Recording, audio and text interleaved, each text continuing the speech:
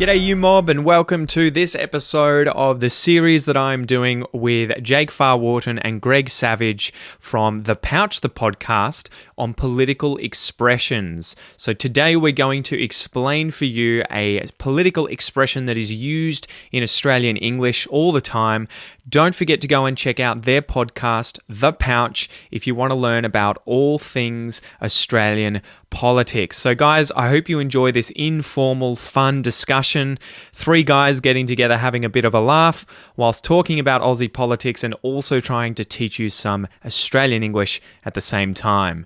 All right, guys, so tap the currawong and let's get into it. So, Gregg, yes. Mudslinging. You should be able to do this one. You'll hit this one out of the park. Mine. So, is it actually throwing mud at one another? You know, some kind of like mud wrestling party, or yeah. So what they do is all the seats disappear in the Senate and in the upper and lower houses. All the seats disappear. They drop down. Out comes the canvassing. they fill it with mud. Gladiators, are you ready?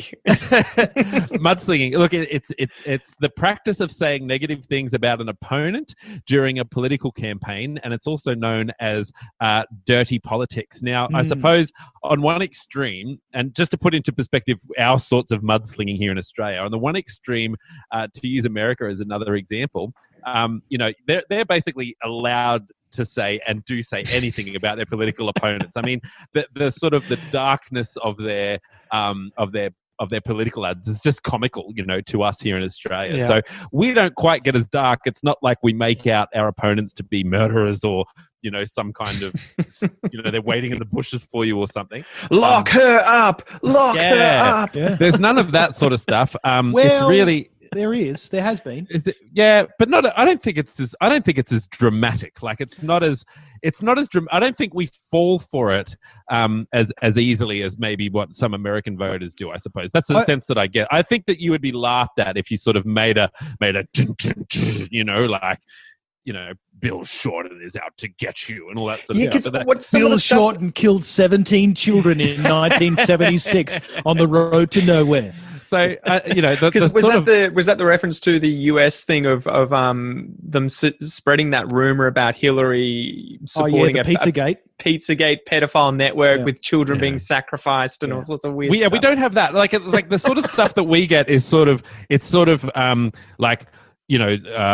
there'll be more pressure from the unions to do more about this and that. You won't have as much freedom when you want to negotiate your pay with your boss, and that's the sort of the level of we have in the recent past though.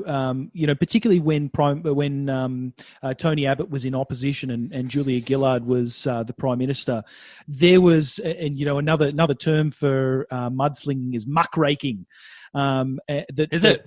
Is it really? Muckraking. I think I've heard Tony that before. Abbott loved that. Really? Let me take some notes. He loved muckraking. Muckraking. So you put muck on the ground and you use a rake to just spread it out. Yeah, because it spreads real well. He's a muck farmer. He is a muck. Actually, people have said that a lot about Tony Abbott.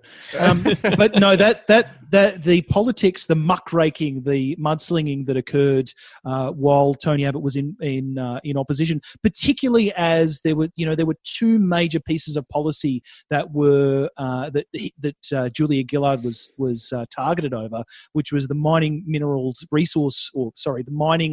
resources rent tax, MRRT, and the carbon tax, or the carbon emissions trading scheme that Tony Abbott had suggested before Julia Gillard came into power. Hey, look, if you can't see it, you can't tax it, bro.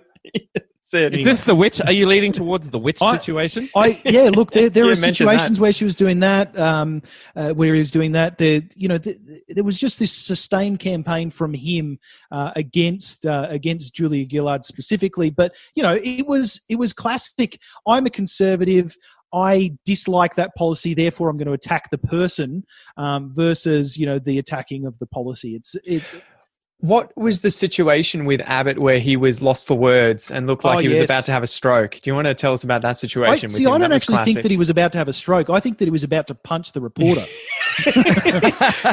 You're not saying anything, Tony. Yeah, you're not saying. I was watching that a little bit earlier today. I can't remember the question that was asked by the reporter, but essentially Tony Abbott, looking straight down the barrel of the camera, essentially is looking intently, going, Shaking. nodding. Yeah. He's nodding. He's going, and the reporter's asking, "You're not saying anything, Tony." He's just, I think I've given you the answer you deserve. It says there was 28 minutes of silence. It was riveting television. 28. Just him nodding his head.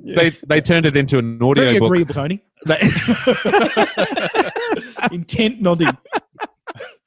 That was our first episode of The Pouch, was just basically us interviewing Tony Abbott. It was just him. He's showing up on every podcast. Yep.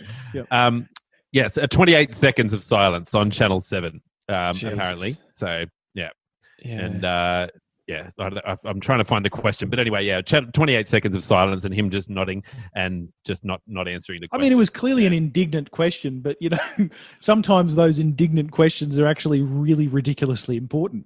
I think the problem with Tony Abbott was he wasn't quick on his feet. He could never think of a response that was very witty, like a lot of the other guys could. Like especially Kevin Rudd was razor sharp when it came to that. Yeah. All right, fair shake of the sauce bottle, buddy.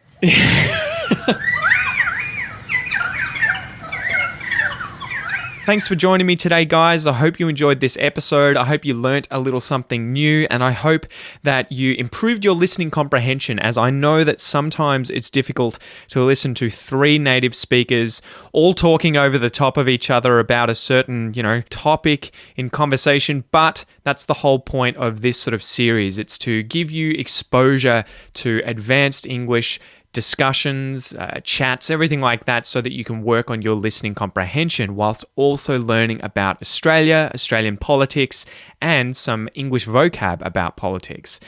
Don't forget to go and check out Jake and Gregg's podcast, The Pouch. You can find this via any good podcast application for free.